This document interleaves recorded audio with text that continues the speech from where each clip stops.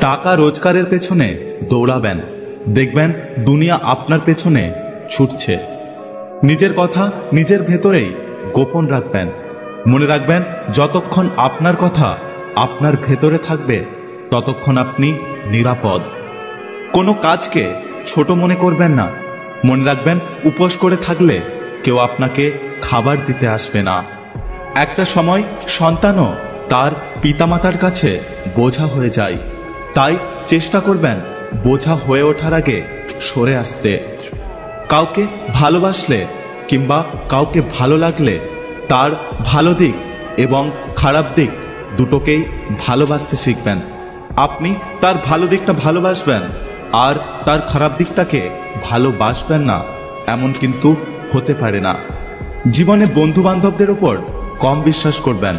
অনেক সময় আপনার ঘনিষ্ঠ বন্ধুরাই আপনার সাফল্যের ওপরে হিংসা করতে পারে।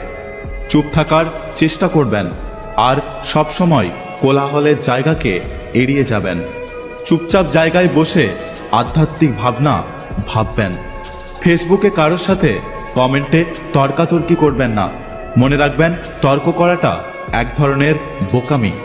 আপনাকে যারা ভালোবাসে তাদের সাথে ভালো সম্পর্ক বজায় রাখার চেষ্টা করবেন। মাঝে মাঝে শত্রুদের সাথেও সুসম্পর্ক রাখার চেষ্টা করুন, কারণ এই দুনিয়াতে বুদ্ধি করে বেঁচে থাকতে হয়। কাছের মানুষদের সাথে ঝগড়ার পর বেশিক্ষণ রাগারাগি করে থাকবেন না। যে কোনো অজুহাতে কথা বলে নিন, পরিস্থিতি স্বাভাবিক হয়ে যাবে। প্রত্যেক মানুষেই ভালো খারাপ দুটো দিক আছে। কেউ পুরোপুরি খারাপ না, আবার কেউ পুরোপুরি ভালো না।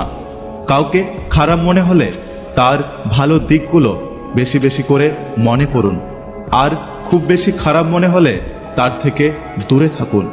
নিজেকে অশান্তির পরিবেশ থেকে সর্বদা সরিয়ে রাখুন। যে যেরকম তার সাথে ওই রকম হন। এক্ষেত্রে অতি ভালো হতে গিয়ে প্রতিনিয়ত আঘাত সহ্য করে কষ্ট পাওয়াটা বোকামি।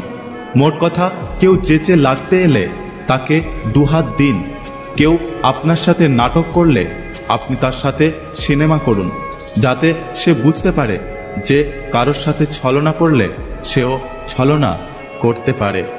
বাবা মা, স্বামী স্ত্রী, সন্তান সহ কাছের মানুষদের অনেক অনেক ভালোবাসুন, যাতে জীবনটা সবসময় রঙিন হয়ে থাকে।